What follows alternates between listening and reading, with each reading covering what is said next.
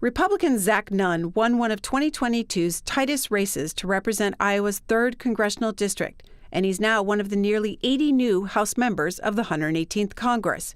An avid runner, he told C-SPAN about his military service, stints as an Iowa state representative and senator, and how he first became interested in politics.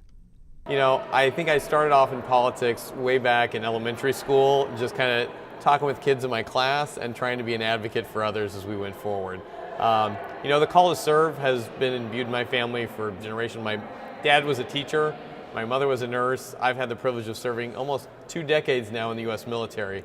So being a servant to the community is something that we've tried to reflect. And what I love about my home state of Iowa is it's a pragmatic state, it's an honest state, it's a hardworking state. And to me, that's kind of what service is all about. So serving in public office is really a reflection of my community.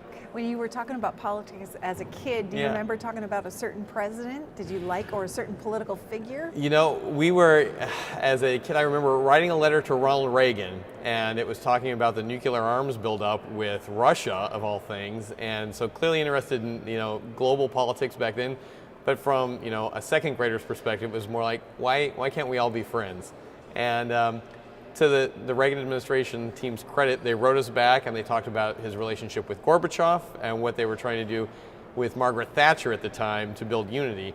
And that just really, inspired me as a young person that you could have an influence on what happens around the planet. And you continued with that interest in global politics, and actually the UK. You worked over as in the House of Commons, is that right? That's right. So my first, I'll say, adult job in politics was working for what was then kind of the father of the House of Commons, Peter Bottomley. He's still there to now, Sir Peter, and we worked the Northern Ireland portfolio at a time in the early 2000s, late 90s, where it was still a fairly contentious item. So served there in college, had a privilege of being a research assistant with him, and then went on to get my graduate degree from Cambridge. So we have a great affinity, not only learning in the UK, but then later in life flying missions with the RAF. So a good partnership there. Tell us about your military career. Started off right after college, joined the U.S. Air Force, fly as a recon guy on RC-135. Actually, my wing commander at the time was Don Bacon, who's now Congressman Bacon. I was a lieutenant, and now we have the opportunity to serve together. Multiple tours in Afghanistan and Iraq, and then joined the intelligence community, served in operations for North Africa, here domestically, and had the privilege of serving on the National Security Council for cybersecurity issues, and that I think is something that's echoed throughout the rest of our career, so we're very humbled by this. Will you carry that interest in national security, cybersecurity into your career here in Congress? Yeah, absolutely. So we're actually serving on 2, I think, very important committees for my home state of Iowa, financial services and ag, and on both of those there's a security nexus. Financial services, we're going to be looking at the national security apparatus for threat financing, where our allies can be, what we can do to help everything from digital currency to stopping state actors.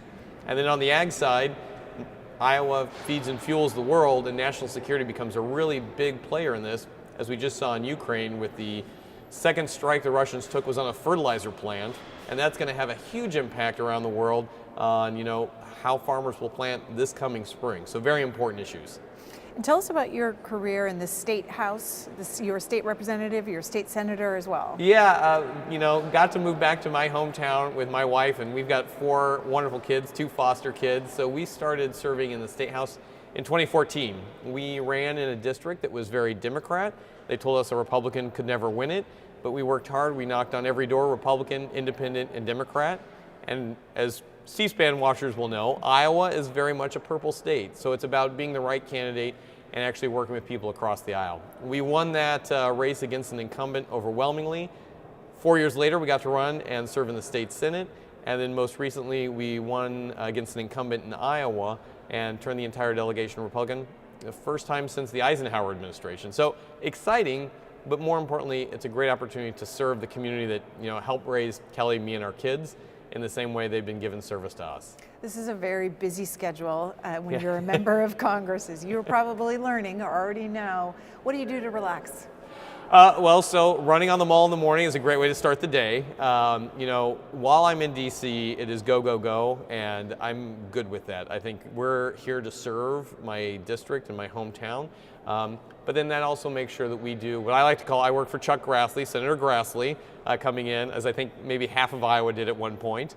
But we take the morning flight out on a Monday, and we get back home on a Thursday, because that's where we do our best work. Back in the district, serving the community and the folks that elected us, and trying as best as possible to be a good dad and a good husband. What did Senator Grassley teach you? So Senator Grassley taught me hard work, definitely. He taught me thriftiness of Iowans, but he also taught about being a pragmatic leader.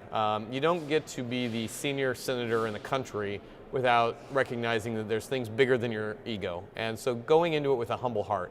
And that's really what we're trying to emulate now, is there's a lot of things that are important to Iowa families, from going to the grocery store to filling up the minivan to getting crops in the field. You've got to be in the district listening to folks.